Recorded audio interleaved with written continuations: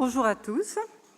Monsieur le maire Jacques Kotowski et moi-même sommes heureux de vous accueillir aujourd'hui dans notre centre événementiel de Courbevoie autour de la question du refus d'aide et de soins des personnes âgées présentant des troubles du comportement.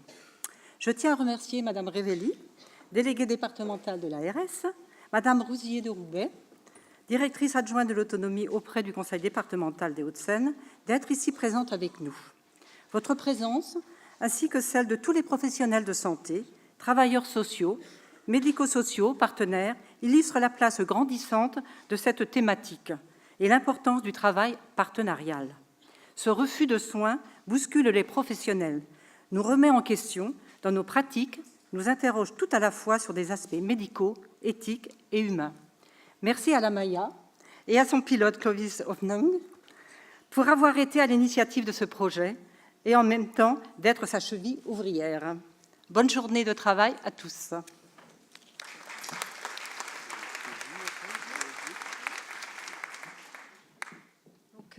Mesdames, Messieurs, bonjour, je suis Monique Revelli, la déléguée départementale de l'Agence de santé pour le département des Hauts-de-Seine. Merci, Madame la maire, de nous accueillir ici dans ce bel amphi.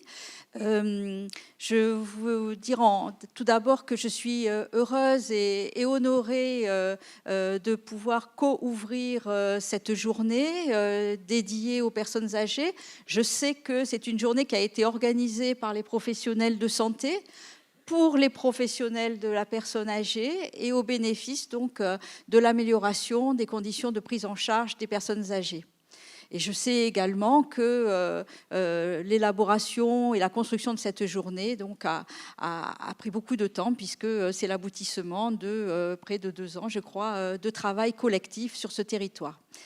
Donc, comme certains d'entre vous le savent, l'Agence régionale de santé est en train d'élaborer son 2e projet régional de santé, le PRS 2018-2022, qui devait être publié en janvier 2018, mais qui sera retardé au mois d'avril 2018, puisque la nouvelle ministre de la Santé, Agnès Buzyn, a souhaité prendre le temps de la réflexion pour construire donc une stratégie nationale de santé.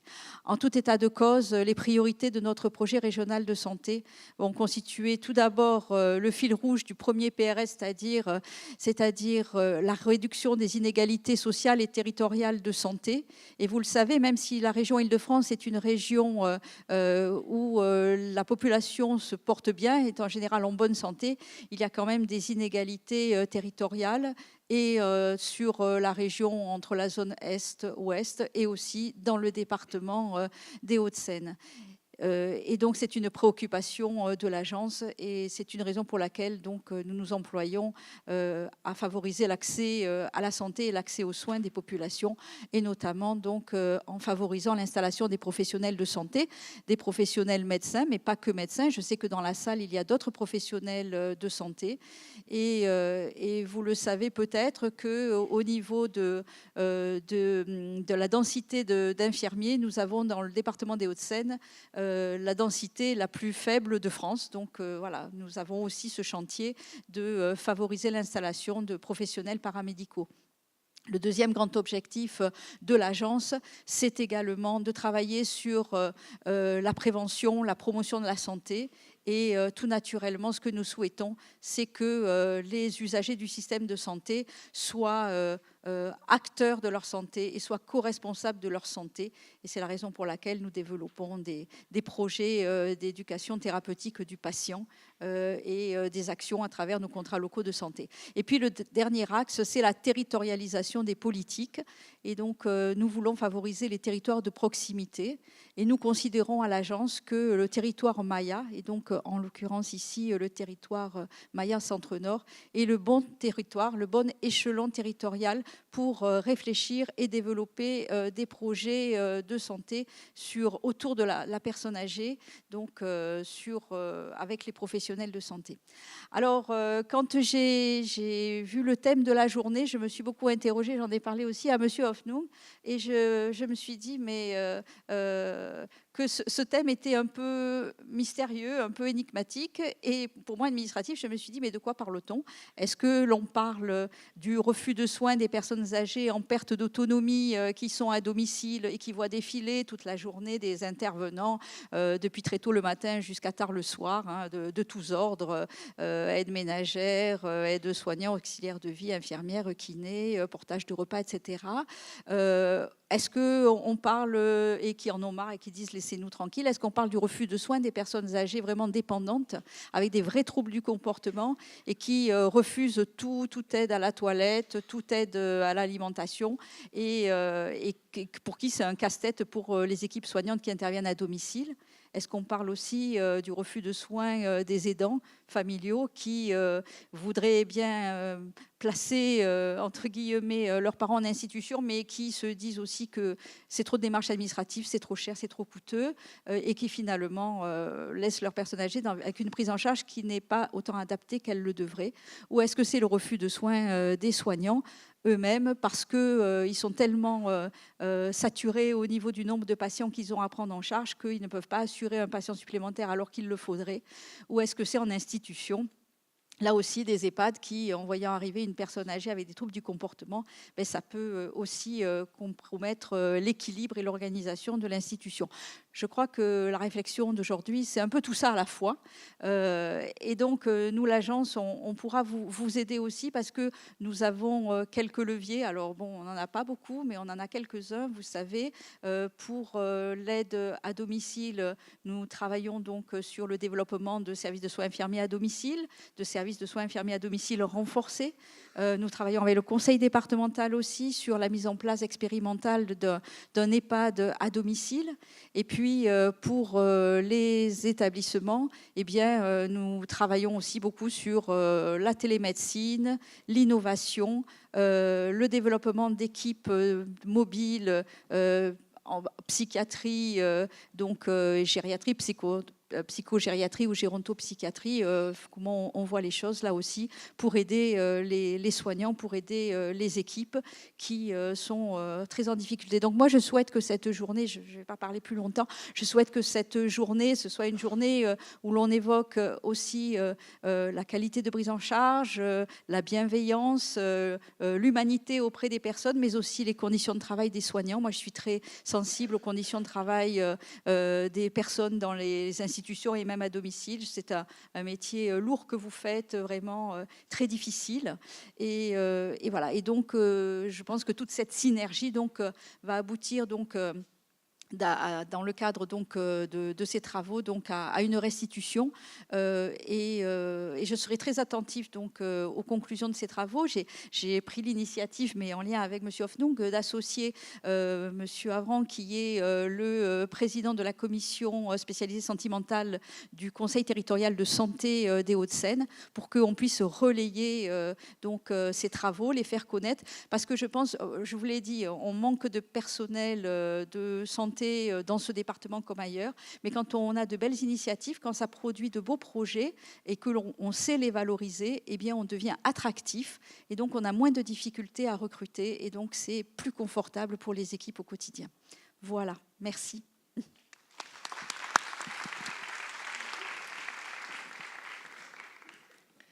Merci. Je vous remercie beaucoup d'abord de me donner la parole, Monsieur Hoffnung. Je vais structurer mon propos rapide en 2 points. D'abord sur l'intérêt de la thématique choisie. Je suis arrivée au conseil départemental au printemps. Vous m'avez tout de suite abordé sur cette question en me disant attention, le 12 septembre, notez tout de suite, il y a la journée refus d'aide et de soins. Et comme Madame Revelli, je me suis beaucoup interrogée. Mais je pense que c'est une thématique d'un grand intérêt. Je vous dirai pourquoi. Et puis dans un deuxième temps, voir un peu du point de vue du conseil départemental, qui, avant tout, malgré tout, est l'institution qui va délivrer une prestation, l'APA, comment on peut aborder, voire éventuellement le refus d'aide et de soins. Mais je n'irai pas trop loin, je vous rassure. Donc, cette thématique, elle s'est dégagée de discussions entre professionnels. Et pour moi, ce n'est pas du tout étonnant, puisqu'elle interroge à la fois les aidants, les professionnels et même la société. On sait que les aidants sont souvent désemparés, et parfois même dans l'impossibilité d'entendre un refus d'aide et de soins exprimé par la personne âgée. En ce sens, la loi ASV va nous aider, puisqu'elle leur donne une place centrale, Il est évident que c'est petit à petit qu'on va prendre toute la dimension de cette nouvelle place, mais c'est dans l'évaluation que cette place de l'aidant sera mieux formalisée. C'est aussi par le développement d'échanges. On a la conférence des financeurs qui peut nous aider à porter des projets au niveau des aidants, notamment du style café des aidants. Et je pense qu'il y a là toute une réflexion à avoir pour que des aidants qui se retrouvaient dans une situation de ce type difficile puissent au moins échanger, voire avoir des solutions de répit. C'est un phénomène aussi qui interroge les professionnels. Ils ont pour vocation première de soigner, de mettre en place la réponse la plus adaptée aux besoins. L'expression d'un refus peut être vue comme une remise en cause de leurs compétences, de leur légitimité. Elle peut être dure à entendre. Pour autant, tous les professionnels sont conscients que leur intervention repose sur le consentement libre et éclairé de l'usager qui peut être retiré à tout moment. Au-delà même des professionnels, des aidants et de l'environnement proche, je pense que c'est toute la société qui est aujourd'hui interrogée par cette problématique de refus d'aide et de soins. On le voit dans des cas quelquefois médiatisés, portés devant la justice, qui ont conduit à réaffirmer des principes fondamentaux tels que le respect de la dignité de la personne humaine ou le refus de l'obstination déraisonnable. On a aujourd'hui ainsi des lignes directrices. Pour autant, le fait qu'on soit effectivement confronté de façon récurrente à ce type de problématique montre que la réflexion n'est pas encore finie, loin de là.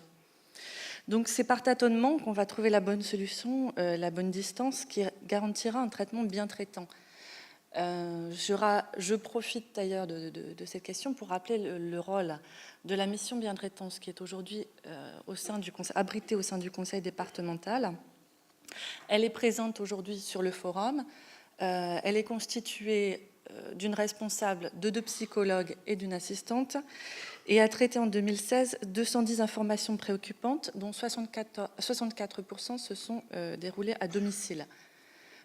Si dans certains cas, l'écoute téléphonique ou la réorientation permettent de revenir à une situation apaisée, parfois, la tenue de réunions de concertation où les cas sont évoqués de façon anonyme est essentielle.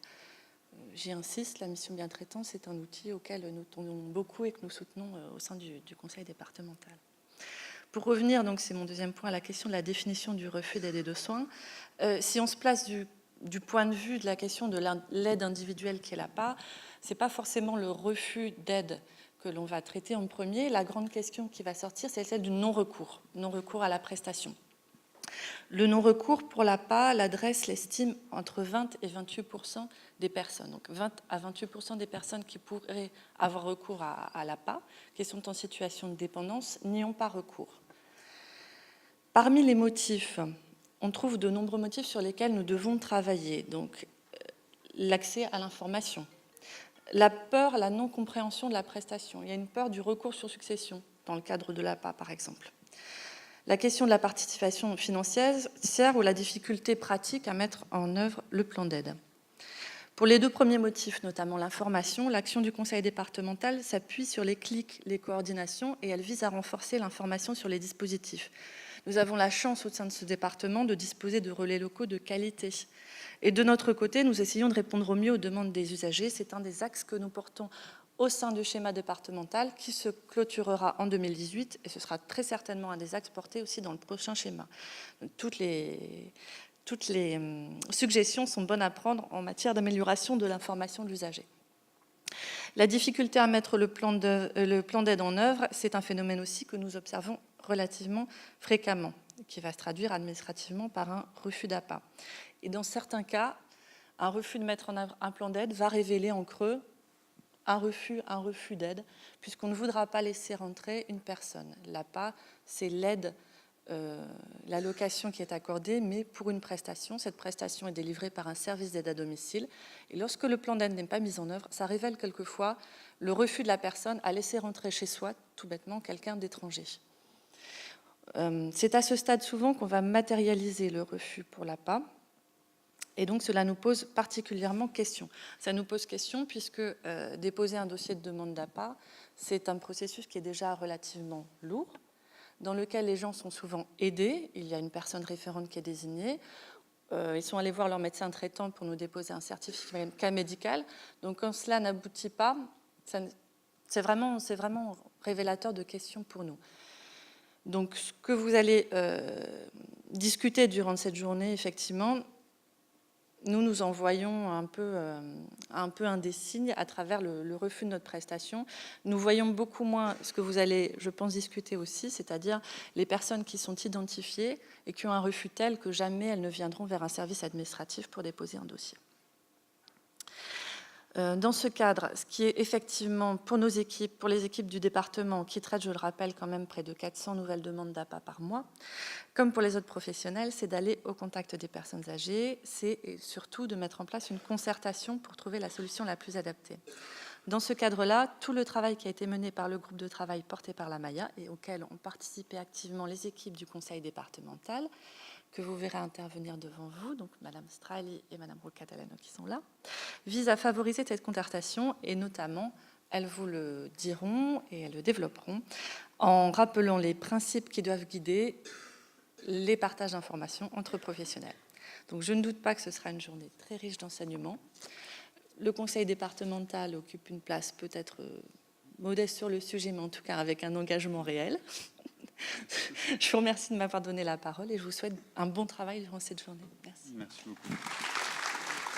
Écoutez, bonjour à tous. Donc, cette journée, c'est vrai que c'est une journée qui est organisée grâce à l'investissement de chacun, puisqu'elle est issue d'un travail partenarial sur presque 2 ans, qui a connu, donc je vais vous décrire très rapidement les grandes étapes, c'est-à-dire qu'en 2014, on a démarré dans le cadre de la Maya par un diagnostic de territoire en échangeant beaucoup avec chaque service.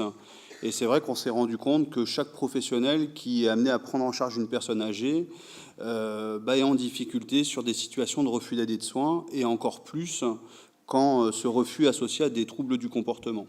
Donc quand on dit tous, c'est vraiment les professionnels qui interviennent à domicile, en établissement, qui soient plutôt médicaux, sociaux, administratifs, où vraiment voilà, c'est une difficulté commune à tous et une cause de rupture de prise en charge identifiée. Et puis, même si on est sur des territoires où il y a de nombreux services, on s'est rendu compte aussi que tout le monde n'identifie pas toujours les services qui existent. On a du mal à comprendre qui fait quoi et comment s'articulent les différents services ou les différentes structures dans une prise en charge qui, parfois, peut se construire sur des années. Donc, du coup, ça a attiré notre attention, surtout sur le fait qu'on est sur un territoire où il n'y a pas de structure qui prennent en charge de structures, on va dire, gérontopsychiatriques, et que finalement, ces difficultés, elles mettent encore plus à l'épreuve l'articulation entre partenaires. Donc c'est pour ça qu'on a mis en place 2 groupes de travail sur les thématiques que je viens de vous présenter. Et à l'issue de ces groupes de travail qu'ont mobilisé de nombreux professionnels de notre territoire, il nous a paru quand même très intéressant déjà, même si c'est aujourd'hui, je pense, une base de travail, une base de réflexion qu'on va vous présenter, de partager avec vous cette base et puis les outils qui commencent à émerger, vu qu'on a déjà des référentiels, des livrets pédagogiques, une charte construite par le conseil départemental autour de la notion d'échange d'informations. Voilà, je vais vous présenter rapidement le programme de la journée. Du coup, le programme du matin, le programme de la journée, donc on va avoir 2 parties. Le programme du matin qui va surtout nous donner des éléments théoriques intéressants sur ce qu'est le refus d'aide et de soins, qu'est-ce que les troubles du comportement, comment faciliter ces prises en charge. Et puis le programme de l'après-midi où finalement on va présenter un parcours scénarisé où on a essayé justement de présenter les différents services disponibles et les interactions qu'il peut y avoir entre les services pour favoriser ce type de prise en charge dite complexe. Voilà, on va essayer aussi de favoriser vraiment les échanges avec des temps réguliers dans la journée pour pouvoir échanger avec vous. Et puis, bien entendu, également les stands. Et puis, en fin de journée, suite à la journée, on vous enverra un questionnaire. Et l'idée, ça serait que vous puissiez vraiment alimenter notre réflexion et contribuer aux orientations qu'on définira par la suite. Donc voilà, la grosse contrainte sera le temps, vu qu'on a été gourmand et qu'on a un programme très riche. Et avant de commencer, donc je tiens juste à remercier pour son investissement chaque participant et chaque établissement qui nous permet d'être ensemble aujourd'hui. Pour son soutien, le conseil départemental, l'agence régionale de santé et les communes de Courbevoie, Le Valois, la Garenne-Colombe, Neuilly-Puteaux ainsi que l'URPS Pharmacie. Un merci tout particulier à Madame Pernaut, Madame Lefebvre, Madame Hochecorne et Madame Bourdin, car grâce à leur soutien, on peut se réunir aujourd'hui au centre événementiel et puis avoir des stands, des documents pédagogiques à vous remettre et le temps de déjeuner ensemble pour vraiment profiter voilà, de cette réunion. Et puis également mon porteur, le directeur de l'hôpital de la Cité des Fleurs, pour toute son aide et sa confiance depuis la mise en place de la Maya, ainsi que l'équipe. Voilà, donc on va pouvoir commencer. Et c'est vrai qu'aujourd'hui, ce qui nous réunit finalement, c'est qu'on est tous amenés à intervenir sur le même territoire, sur le même parcours des mêmes personnes, parfois un petit peu comme une équipe de prise en charge, et c'est un peu autour de ces notions-là qu'on va échanger. Et même si c'est vrai que parfois seul ça va plus vite, on se rend compte que pour aller au bout de ces accompagnements, on a vraiment besoin de bien se connaître et travailler tous ensemble.